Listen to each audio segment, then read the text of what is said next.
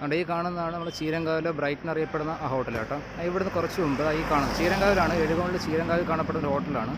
അവിടെ ഇതാണ് ബ്രൈറ്റ്, എല്ലാവരും നോക്കിക്കോണേ. എഴുകോണിലെ ഹോട്ടലാണിത്, ചീരങ്കാവിൽ നിന്നുള്ളതാണ്. ചീരങ്കാവിൽ അവിടുന്ന് കുറച്ച് മുമ്പ് ഞാൻ ഒരു ഫുഡ് ഞാൻ ഓർഡർ ചെയ്തായിരുന്നു കേട്ടോ.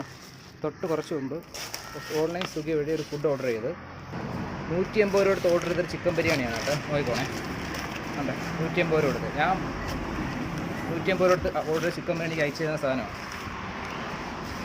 ആ ക്വാണ്ടിറ്റി നിങ്ങൾ കാണണം. അത് കിട്ടിയൊരു സാധനമുണ്ടേ, ആണ്ടേ കണ്ടോ, പാറ്റ കണ്ടോ, പാറ്റയുടെ ബാക്കി സാധനങ്ങൾ.